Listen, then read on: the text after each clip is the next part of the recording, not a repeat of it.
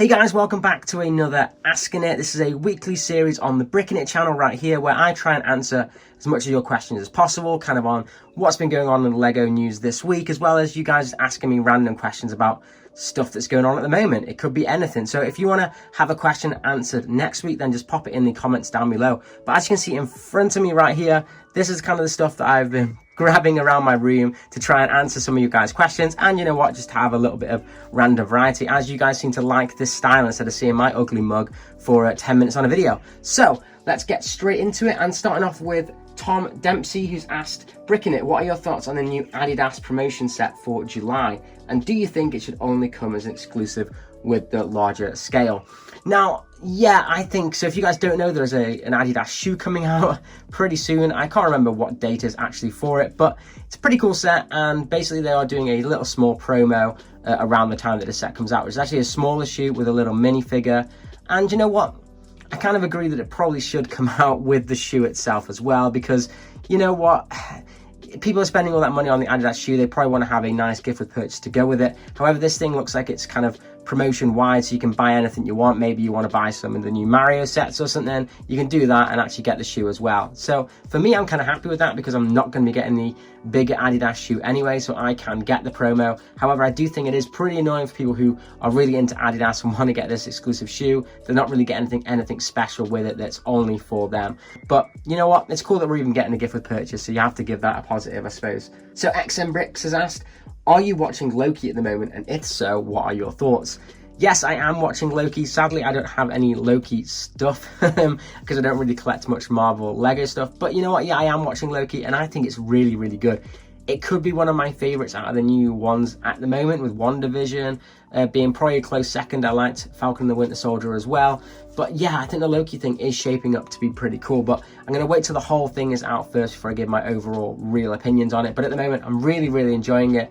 I'm really liking the fact that they can like jump off into the future and stuff, and we get some cooler scenes that are a bit different from Marvel. So yeah, definitely a 2 thumbs up for me on that front. So FLX has kind of done a funny comment, because if you don't know what this is, I'll get into it in a second, but he says, what did you think of LegoCon? The set reveal, the interviews, LLAMA, what was your favorite part? So I put LMA or LLAMA or llama right here as this kind of thing, but yeah, if you guys didn't watch, there was a LegoCon as like their first kind of convention kind of thing on Saturday, and we were all kind of watching it and commenting at the same time in our Discord, and we were just all kind of laughing at it, to be honest. It was really, really bad. I don't know, people who liked it, that's fair enough, but I don't think I've seen a single person that actually enjoyed the LEGO conference. I don't think LEGO kind of know who they're aiming stuff at. It started off with, you know, the really cool bit where I was talking about AFOLs and seeing all that kind of stuff, or AFOLs, seeing all the, you know, the adult fans of LEGO getting involved with stuff, and I thought that was really cool. And then the rest of it seemed to be kind of advertising more on the basis of like 5-year-old mentality, and it was really just a 2-hour advertisement of sets that have already been out, which if you guys, you know, if you're into the kind of convention stuff, you know, you go to San Diego Comic-Con for exclusives, for exclusive stuff that hasn't been leaked anywhere, that hasn't been announced anywhere.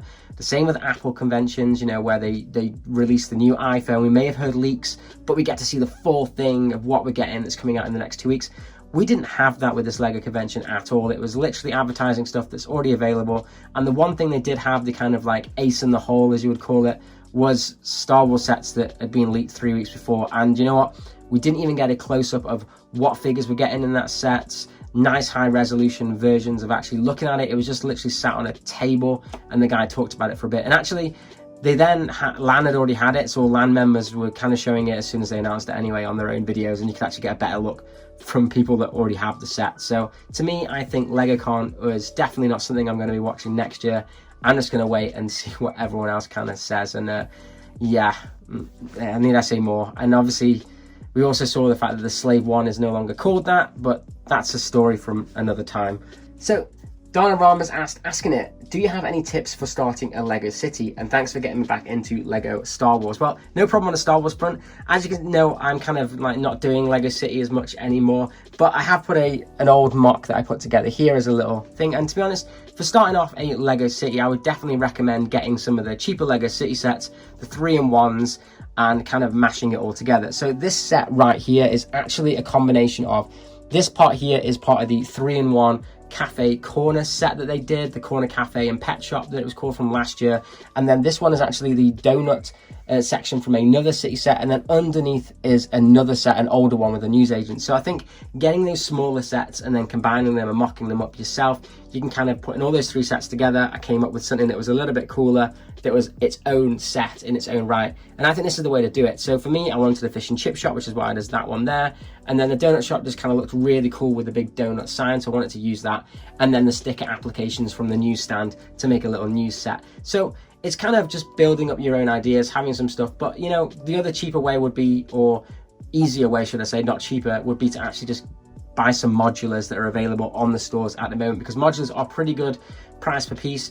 They're very decent sets, and then you can always make little buildings out of other stuff to kind of go next to it. So this would, because I put it on the modular setup, could go nicely next to that new police station, for instance. So AV Bricks has asking it, if Lego had never gotten the Star Wars franchise, do you think you'd still have gotten into Lego, and what theme would you have most likely collected? Well, to be perfectly honest, I don't think I would have got into Lego if it wasn't for Lego Star Wars. That's what I've been collecting for the longest time, with getting my Millennium Falcon first, and it's just because of a love of Star Wars and the fact that Lego is kind of a cool product. It's just something unique that you can do in the Lego space. However, you know, I have actually put He-Man right here and Krillin from Dragon Ball Z here. If they ever made those sets, I would probably get them. Now, I know Mega Constructs actually have the He-Man license at the moment, and they're really, really awesome. In fact, I've been considering picking them up because I have been getting into the He-Man stuff again with watching things like the 80s stuff of how the toys that made us and stuff like that. So I have really been getting into this new He-Man Origins line that's come out. Now, one that I would love to get, and this kind of comes on to Krillin at the bottom. If you guys don't know, he is from Dragon Ball Z. I absolutely love Dragon Ball Z. I think it's amazing. And basically bringing on to that is, I don't think Lego would ever make Dragon Ball Z, but Monkey Kid maybe could have got me into it if I'd never started Lego at all, and I probably would have been quite big into collecting all the Monkey Kid sets. However, we've got Star Wars, so I can't collect lots and lots of themes, so I've kind of concentrated more on the Star Wars stuff. So Kadimus Primus asking it, have you seen the rest of Wave 3 for Lego Mario yet? If so, will you pick up any of the sets? Now, have little Bowser here because he is definitely the best one from the Lego Mario waves. But yeah, I have seen the new Lego Mario Wave 3 sets. I've not looked too much into it, but to be honest, the ones that I'm thinking of potentially getting, because I have all of the Mario at the moment, but I'm kind of a little bit done with it. But if I was getting any of the new ones, it's definitely going to be the new blister pack things, you know, the 12. They look pretty decent, and, you know, that's the best way to get all the figures, which I definitely prefer out of the Mario stuff because I don't really play the level. I will probably pick up that Luigi at some point, but I'll wait for a sale because I just don't think they're worth that money. And with the Mario one, he dropped pretty quickly, and you do then get the pink Yoshi in that set as well, which is pretty cool. So I definitely want to get that one at some point. I do really like the Lakuti, I think it's called, the guy on the cloud. He will be great for Mario Kart stuff because obviously he's the guy that does the traffic light at the beginning. He'll be awesome to have, so potentially I might buy him separately from the set if that's available. But the one that I do really like that I may get if it goes in the set at some point is the air blimp, the airship. I think that's awesome. I think it looks great. It can all come apart and stuff, but I just think it looks great on the shelf, and it definitely looks very Mario. And if you actually had a Mario minifigure, for instance, it would actually be in scale with it as well, because that is kind of the sizing of those airships. So hopefully in the future then, if we did get minifigure Mario, he would look really cool next to that set. So I think that might be one I pick up at some point. But so Owen Jones has said, asking it, how are you? I'm good, thank you very much. And he says, have you seen the new Asgard leak? Yes, I have, which is, if you guys don't know, it's basically Fat Thor sitting in his apartment playing Fortnite, and I think it's Korg that he is sitting with, and yeah, it's an awesome set. I think basically it's like a mini version of the new Friends apartment set. Basically, you could probably see some mocks coming out later where you've kind of bolted this on as the third apartment for that set, which I think is kind of funny. But yeah, I actually think I'm going to buy this one day one. I really, really like it. I know I said I wasn't going to get any Marvel stuff, but I think this one is a really cool standalone one that you could definitely have displayed on its own. So really excited for it. Can't wait to see it in more high resolution imagery instead of the kind of blurry one that we have at the moment. But I think it's absolutely brilliant, and yeah, it's definitely a day one pickup for me.